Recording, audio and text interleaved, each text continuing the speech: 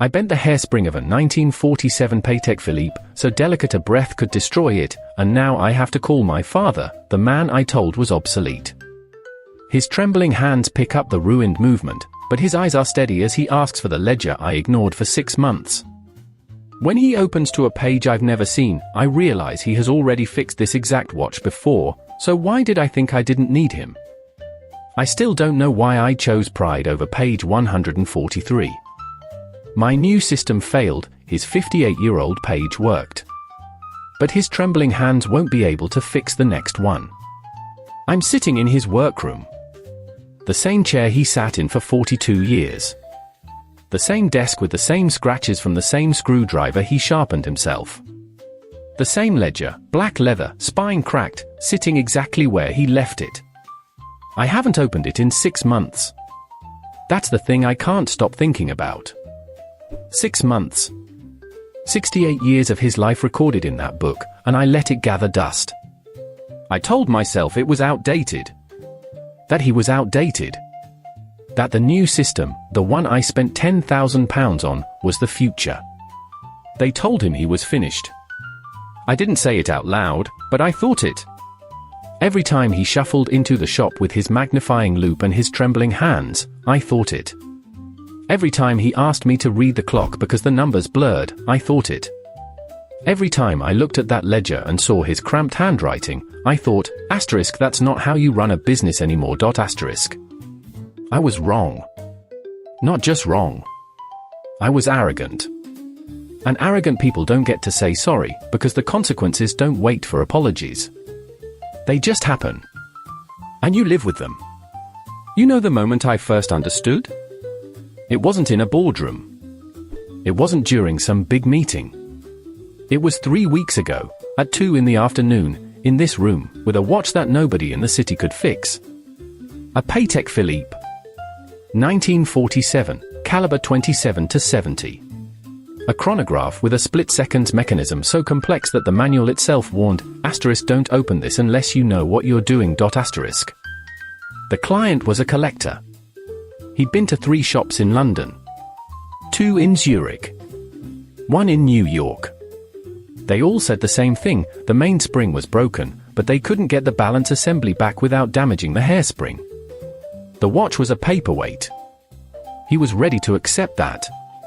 He walked into our shop because he saw the sign, asterisk H. Whitmore, watchmaker and son asterisk, and laughed. He told me, is your father still alive? Because I've heard of him. But I doubt he can help now. I should have said no. I should have told him we didn't take on vintage work anymore. That we had a computerized timing machine and a laser soldering station, and that was all we needed. But I saw the price tag on that watch. I saw the commission. And I said yes. That's the mistake. That's the one I replay every night at 3 a.m. Not the fixing part. The saying yes part. Because I knew, deep down, that I couldn't do it. I knew my training, my courses, my certificates, none of that had prepared me for a piece like this. But I thought, asterisk, I'll figure it out. I'll learn. Asterisk. That's what they tell you, right? Just figure it out. You're young. You're adaptable. You don't need the old ways. I spent 72 hours on that watch. 72 hours straight. I didn't sleep. I barely ate. I took it apart, laid every component on the bench, photographed it with my phone, ran it through a software I'd downloaded from a forum. Then I put it back together. It didn't run. I took it apart again. Same result. By the 3rd time, I'd lost a tiny screw. The 4th time, I bent the hairspring, a hairspring so delicate you could destroy it with a breath. That's when I called him. My father. Who didn't even know I had the watch. Here is the moment the room went quiet. He came into the shop. He looked at the mess on the bench. He didn't say anything. He just picked up the movement and held it to the light. His hands were shaking. He has Parkinson's, not dementia, but that's another story. Another thing I've been trying to ignore. His hands were shaking so badly I thought he'd drop it. But his eyes were still steady. He said, "Where's my ledger?" I pointed to the shelf. He asked me to get it. I handed it to him. He opened it to a page I'd never seen, page 143, dated August 1967. There was a photograph stapled to it. Black and white, dog-eared, a close-up of the exact same movement. The same Paytech. He'd worked on one 58 years ago. He said, "This is the first one I ever fixed." I was 19. My boss told me it couldn't be done. And then he showed me. He didn't use a computer. He didn't use a laser. He used a tool, a tiny brass anchor with a blued steel tip, something he'd made himself when he was an apprentice. He said, "They don't teach this anymore. They teach you to replace parts. You don't replace, you adjust. Watch what experience does." He spent 3 hours in this room, with me standing behind him, not speaking. He didn't hurry. He didn't get frustrated. He just talked to the watch like it was an old friend. "I know you," he said. "I've seen you before. Don't worry, we'll get you running." At 5:47 p.m., he clicked the case back shut. He wound it. The seconds hand started moving. He didn't say, "I told you so." He didn't have to. The room said it for him. The client came back the next day. He saw the watch running. He saw my father sitting in the corner, not looking at him, just reading the newspaper. He asked, "Did you do this?" And I said, "No." He did. And the client just nodded. He didn't say much. But he wrote a check for the full amount, and he said, "I'll be back." But here's the part one can't stop thinking about. Here's the part that wakes me up at 3 a.m. It's not the success. It's the failure that led to it. Because for 6 months, I ignored that ledger.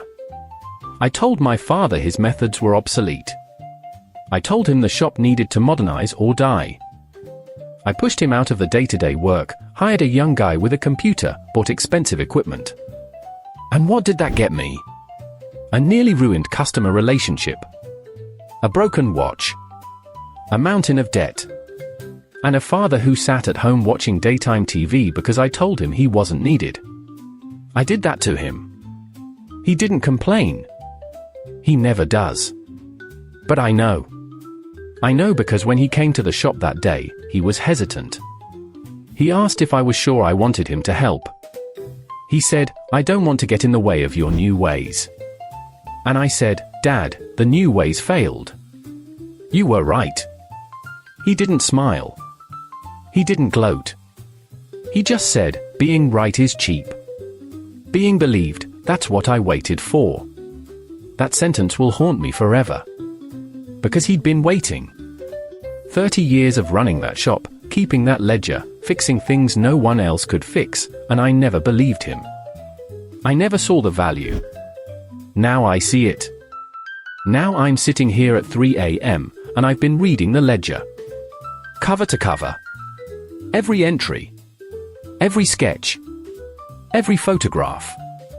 There's a photograph that proves what happened, a picture of that 1967 watch, taken by his boss, with a handwritten note, asterisk fixed by Henry Whitmore. Impossible job. Done. Asterisk. I didn't know that existed. He never showed me. He never bragged. But I'm living with the consequences of my ignorance. The shop is still open, barely. Dad comes in twice a week now, and I make sure he's the one working on the difficult pieces. I'm learning. Slower than I should have, but I'm learning. And every time I pick up that brass anchor tool, the one he made, I remember the day I almost threw it away. I almost sold it on eBay. I told him it was junk. That tool no one else can use. Not without years of practice. Not without understanding how metal behaves under heat, how oils migrate, how a hairspring breathes. That tool is not junk. It's a memory forged in brass. So here I am. 3:17 a.m. The clock is still ticking. And I'm wondering, how much else did I dismiss without understanding? How many other ledgers are out there, sitting in attics, full of knowledge we don't have anymore? Because the new system failed in a week. The old man fixed it in an afternoon. And then he went home to watch his programs. He didn't need my apology. He didn't need my recognition.